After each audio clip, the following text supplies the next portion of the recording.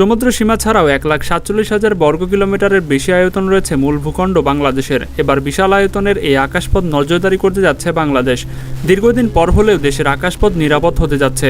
সর্বাধুনিক hello viewer, welcome back to another video. Viewer फिर से बहुत ही ज़्यादा इंटरेस्टिंग और बहुत ही ज़्यादा इंपॉर्टेंट किस्म की वीडियो आज फिर हम आप लोगों के लिए लाए हैं। वीवर बांग्लादेश की फिजाई हदूद में नए रडार का इजाफा।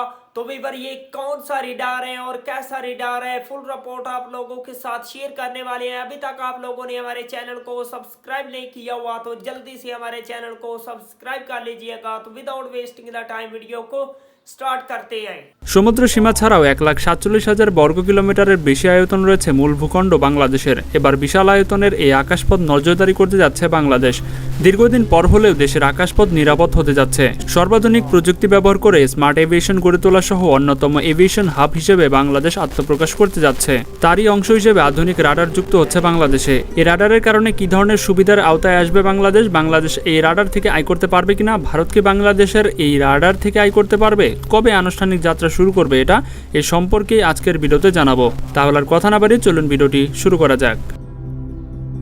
বুকের তাজা রক্ত জমিনে ঠেলে 1971 সালে মহান মুক্তিযুদ্ধের মাধ্যমে স্বাধীনতা ছিনিয়ে এনেছিল বীর বাঙালি। 1,47,570 বর্গ কিলোমিটার আয়তনের এই দেশটিতে রয়েছে বিশাল সমুদ্র সীমা। প্রতিবেশী মিয়ানমার এবং ভারতের সাথে সমুদ্র সীমা সংক্রান্ত বিরোধী নিষ্পত্তি হয়েছে। এর মাধ্যমে আরও 1,38,289 বর্গ কিলোমিটার সমুদ্র অঞ্চলে বাংলাদেশের অধিকার প্রতিষ্ঠিত হয়েছে। বাংলাদেশের নতুন পাওয়া সমুদ্র সীমা দেশের মূল ভূখণ্ডের প্রায় সমান। সব মিলিয়ে বলা চলে নতুন করে বাংলাদেশের আয়তন বৃদ্ধি পেয়েছে। নির্ধারণ করা হয়েছে সীমান্তের লাইনও।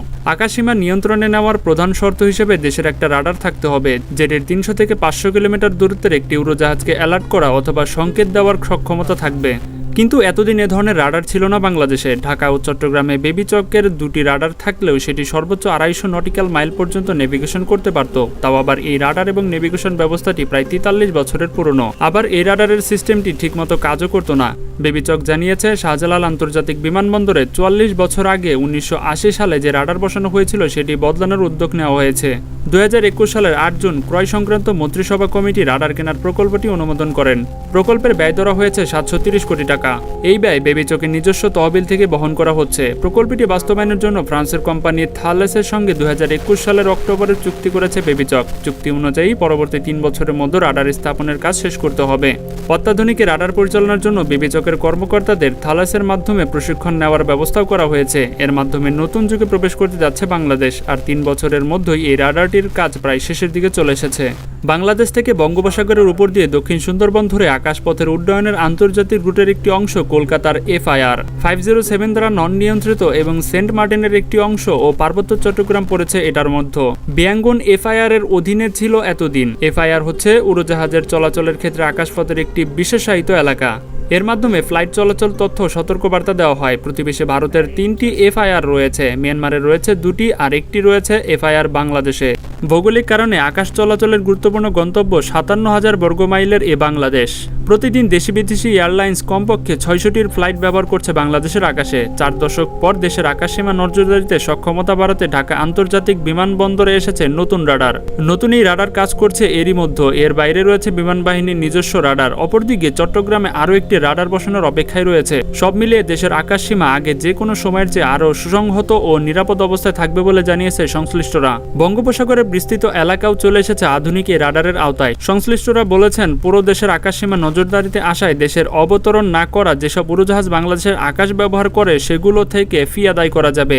ফলে দেশ আর্থিকভাবে লাভবান হবে। বেবিচকের তথ্য বলছে, এর আগে রাডার ও নেভিগেশন ব্যবস্থা পুরনো হওয়ার কারণে নজরদারি ও ফ্লাইট ফি পুরোপুরিভাবে আদায় করতে পারছিল না বাংলাদেশ। অথচ একবার আকাশ ব্যবহারের জন্য আন্তর্জাতিক বিমান চলাচল সংস্থার নিয়ম অনুযায়ী অন্য যে কোনো দেশের উড়োজাহাজ বাংলাদেশের আকাশসীমা ব্যবহার করলে সংশ্লিষ্ট এয়ারলাইন কর্তৃপক্ষের কাছ থেকে ফি নেওয়ার বিধান রয়েছে।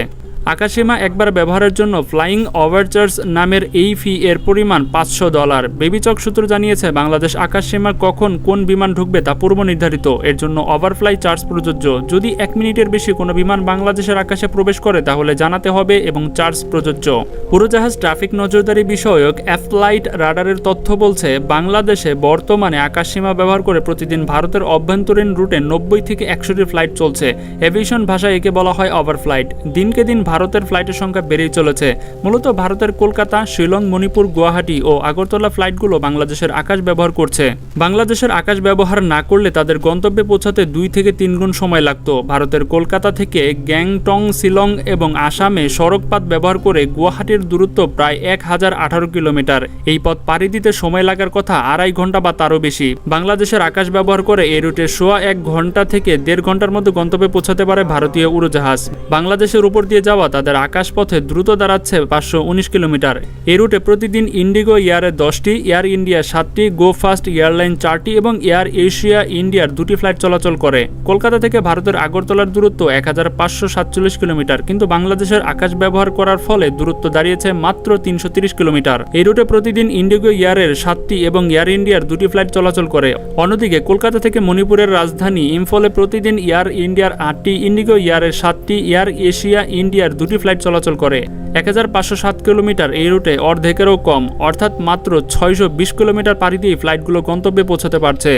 অন্যদিকে আন্তর্জাতিক আরও অনেক রুটের উড়োজাহাজ বাংলাদেশের আকাশসীমা ব্যবহার করে, আর এগুলো চলাচলের সুযোগ কাজে লাগিয়ে অর্থ আদায়ের দিক দিয়ে বাংলাদেশ অনেক পিছিয়ে রয়েছে। সংশ্লিষ্টরা বলেছেন, পুরো দেশের আকাশসীমা নজরদারিতে আসায় দেশে অবতরণ না করে সেসব উড়োজাহাজ বাংলাদেশের আকাশ ব্যবহার করে সেগুলো থেকে ফি আদায় করা যাবে, ফলে দেশ আর্থিকভাবে লাভবান হবে। वाह वंडरफुल वीवर, क्या शानदार किस्म का बांग्लादेश का ये रिडार है।